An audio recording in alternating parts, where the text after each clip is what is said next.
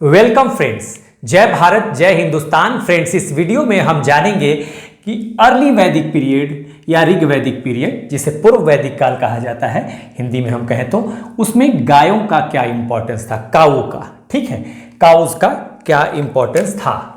ठीक है, importance of cows या काऊ कुछ भी लिख लीजिए आप। ठीक है, तो सबसे पहले तो देखिए ये समय जो है अर्ली वैदिक पीरियड का 1500 से 1000 बीसी तक का समय है। आप जानते हैं यहाँ पर देखिए मैंने लिखा हुआ है, अगर पूरे वैदिक पीरियड को देखें तो वैदिक पीरियड का जो समय है वो 1500 बीसी से लेकर 600 बीसी तक का है, और जिसमें 1500 से 1000 बीसी जो है अर्ली, ये स्टैंड्स फॉर अर्ली यानी पूर्व वैदिक काल, और लेटर यानी उत्तर वैदिक काल 1000 से लेकर 600 बीसी तक का है। बीसी का मतलब ईसा पूर्व, तो इस तरह से आप देखेंगे कि 1500 बीसी से 600 बीसी तक का जो पीरियड है वो वैदिक पीरियड का है, जिसमें हम अर्ली वैदिक पीरियड या ऋग वैदिक पीरियड की बात कर रहे हैं। 1500 से 1000 बीसी में गायों का बड़ा इंपॉर्टेंस था। ठीक है, अब एक बात और समझ लीजिए कि वैदिक पीरियड क्या था भाई, तो ये आर्यों का समय था। आर्य भारत में आते हैं 1500 बीसी के अराउंड, और वो वैदिक सभ्यता की शुरुआत करते हैं। ये आर्य कई समूहों में आते हैं, हाँ, बार बार आते हैं। ठीक है, और अलग अलग समूहों में आते हैं। इन समूहों को जन कहा गया। ठीक है, जैसे, और ये कबीलाई ग्रुप थे ये। ठीक है, ये समूह जो था ये कबीलों का समूह होता था, इनको ट्राइबल ग्रुप कहा जाता था। ठीक है, तो अलग अलग समय पे अलग अलग समूह में अलग अलग जो है आर्य जो आए भारत में, तो उनका नाम भी अलग अलग था।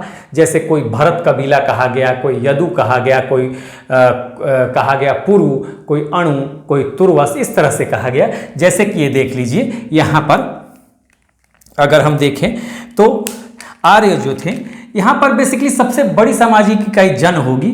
देखिए ये इन्हीं कबीलाई ग्रुप को जन कहा गया। जैसे कि ये कोई स्पेस है और यहाँ कई कबीले आकर बस गए, ये सब कबीले हैं। ठीक है, ये सब कबीले हैं, एक कबीला, दो कबीला, तीन कबीला, चार कबीला, पाँच, ऐसे 8-9 कबीले इसमें हैं। तो ये जो कबीले हैं इन्हीं कबीलों को जन कहा जाता था। ठीक है, इन कबीलों को, जैसे ये भरत कबीला हो गया, ठीक है, कोई तुर्वस कबीला हो गया, कोई द्रुहु कबीला हो गया, इस तरह से अलग अलग कबीलाई समूह हैं, अलग अलग समय में भारत में आते हैं। इन्हीं कबीलाई समूह को जन कहा जाता था। यानी उस समय समाज की सबसे बड़ी इकाई जो हो, सबसे बड़ी सामाजिक इकाई या राजनीतिक इकाई जो भी कह लें, उसको जन कहा जाता था। कहा जाता है कि सबसे छोटी इकाई समाज की फैमिली होती थी, फैमिली, उसके बाद होता था ग्राम, उसके बाद होता था विश्व, और उसके बाद होता था जन, और उसके बाद होता था जना। यही जन जो है ये कबीलाई समूह है।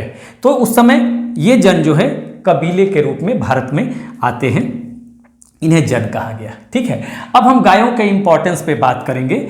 यही जन पे हम समझेंगे, जन का राजा जो होता था उसको जनस्य गोपा या गोपति कहते हैं, यानी कि गायों से अभिव्यक्ति मिलती है कुछ शब्दों को। देखिए यहाँ पर सबसे पहले तो गाय के इंपॉर्टेंस पे अगर हम बात करें तो गाय, उस समय गाय बहुत पवित्र मानी जाती थी, और उसे अघन्य कहा जाता था, यानी जिसका हत्या ना की जा सके, जिसे मारा ना जा सके। ठीक है, अघन्य कहा जाता था। उसके बाद देखिए, यही मैं बता रहा था, सबसे बड़ी सामाजिक इकाई जो होती थी वो जन होती थी। यही जन है। हाँ, मैंने क्या बताया, आर्य भारत में आए, अलग अलग समूहों में आए। ठीक है, अलग अलग समय में आए, और ये समूह जो था ये कबीलाई समूह था। यानी समाज क्या था उस समय, एक कबीलाई समाज था, और इन्हीं अलग अलग कबीलों का नाम भी अलग अलग था। जैसे भरत कबीला, तुर्वस, द्रुहु, अणु, ऐसे बहुत सारे थे, और इन्हीं कबीलाई समूह को कहा जाता था जन। ठीक है, यही जन है। तो जन का कोई राजा होगा, प्रतिनिधि होगा, मुखिया जो होगा। ठीक है, जन का राजा होगा या मुखिया होगा, उसको जनस्य गोपा कहा जाता। देखिए यहाँ गाय का आ गया गोपा, और इसी जनस्य गोपा को एक और शब्द के लिए एक और शब्द दिया गया है, गोपति। यानी कि अब समझिए, ये जो जन है और जन का जो मुखिया है या राजा है, जनस्य गोपा, ये क्या करेगा, उस समय क्या होता था, देखिए, were fought for the sake of cows. सिर्फ गायों के लिए ही लड़ाई होती थी, पशुधन के लिए, और खासकर उसमें गायों के लिए। ठीक है, ये जो जन होते थे, ये जन क्या करते थे, ये अपने कबीलाई के, उस समय युद्ध किस लिए, जमीन के लिए नहीं होता था।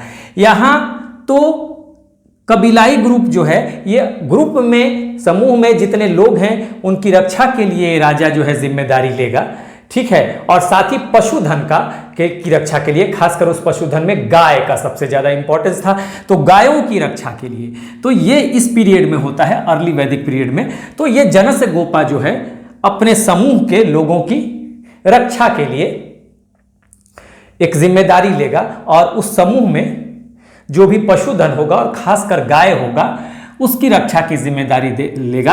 तो सबसे बड़ी सामाजिक इकाई जन, यही जन जो मैंने बताया, और जन का राजा या मुखिया जनस्य गोपा, और इसी को गोपति भी इसलिए कहा जाएगा क्योंकि ये उस समूह में जो पशुधन है और खासकर गाय है उनकी रक्षा की जिम्मेदारी ये लेगा, लोगों की तो लेगा ही। तो देखिए गोपति, राजा क्या होगा, राजा की अभिव्यक्ति भी गाय से हो रही है, उसके नाम की अभिव्यक्ति गोपति। आगे आप देखेंगे यहां पे गोपति है, यहां जमीन के लिए लड़ाई नहीं होती, गायों के लिए होती है। यहां पर जब आएंगे तो आप देखेंगे कि यहां पर अब जन जो है, कई जन आपस में मिलेंगे और वो जनपद बना लेंगे, ठीक है। कई जन आपस में मिलकर एक जन दूसरे जन पे चढ़ाई कर देगा। एक जन जो है, ये मान लीजिए एक जन है, ये जन इस जन पे चढ़ाई कर देता है, इसको आपस में मिला लेगा तो ये जनपद बन जाएगा, और फिर ये इसके टेरिटरी में विस्तार होगा, यानी जमीन में विस्तार होगा। तो यहां पे लड़ाई अब जमीन के लिए होने लगेगी, ठीक है ना। यहां पर सिर्फ गायों के लिए, इसलिए गोपति। और यहां पर जब आएगा राजा तो अब वो अपने क्षेत्र का विस्तार करेगा, इसलिए गोपति से राजा का नाम अब रखा जाएगा भूपति। राजा अर्ली वैदिक पीरियड में गोपति है क्योंकि गायों का इंपॉर्टेंस है। आगे लेटर वैदिक पीरियड में गायों का इंपॉर्टेंस खत्म हो जाएगा, तो राजा गोपति की जगह भूपति हो जाएगा। यहां पर मैं लिख देता हूं, यहां पर राजा भूपति है, जमीन का स्वामी है। अब यहां जमीन के लिए लड़ाई होगी, लेकिन अर्ली वैदिक पीरियड या ऋग वैदिक पीरियड में गायों की रक्षा के लिए लड़ाई होती है, ठीक है। War fought for the sake of cause. देखिए बहुत इंपॉर्टेंट बात, अगर लिखने के लिए आ जाए तो सारी बातें आपको ये सब देनी पड़ेंगी। उच्च श्रेणी की व्यक्ति की अगर हत्या हो जाए, देखिए गायों का कितना इंपॉर्टेंस है। किसी भी एलीट क्लास के व्यक्ति की हत्या हो जाती है तो उसे दंड के रूप में 100 गायों का दान देना पड़ता था। 100 गाय, यानी कि उच्च क्लास के व्यक्ति की हत्या की जो जीवन की जो बराबरी की जाती है, जीवन का जो मूल्य है वो 100 गायों के बराबर है। देखिए गायों का कितना महत्व है।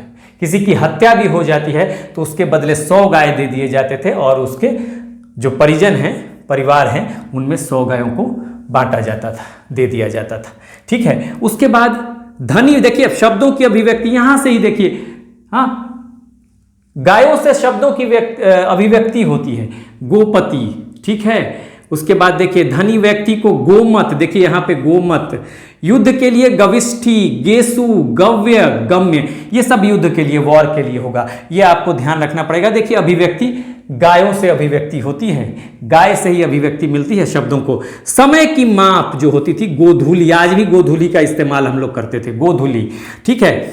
उसके बाद दूरी की माप गवयतु, गवयतु दूरी की माप के लिए, और पुत्री को दुहिता यानी दूध निकालने वाली, ठीक है, गायों का जो दूध निकालेगी उसको दुहिता कहा जाएगा।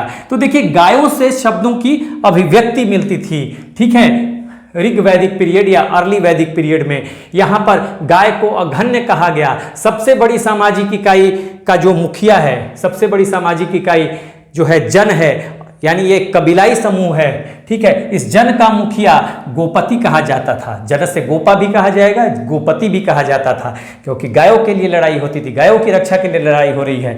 वार were fought for the sake of cows, उच्च श्रेणी की व्यक्ति की हत्या, दंड स्वरूप 100 गाय दे दीजिए आप, ठीक है। धनी व्यक्ति गोमत, युद्ध के लिए गविष्ठी, गेसु, गव्य, गम्य, समय के लिए गोधूली, हाँ, दूरी के लिए गव्यतु, हाँ, दूरी की माप के लिए, समय की माप के लिए, पुत्री के लिए दुहिता। तो इस तरह से आप देखेंगे कि अगर लिखने के लिए भी आ जाए आपको कि आप समझाइए कि किस तरह से ऋग वैदिक पीरियड गायों के महत्व के लिए जाना जाता है, या पूर्व वैदिक काल या ऋग वैदिक काल में जो है उस समय गायों का बहुत ज़्यादा महत्व था।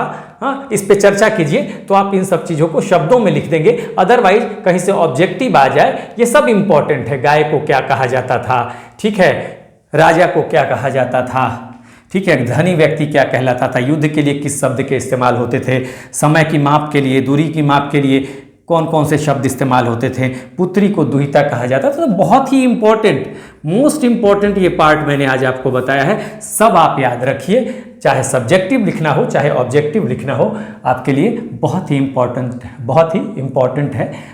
गाय का क्या महत्व है इस पूरे वीडियो में आपको क्लियर हो गया होगा। तो एक बार लीजिए screenshot. So this is the end of the video. Do like, share and subscribe. Take care. Keep smiling. Jai Hind.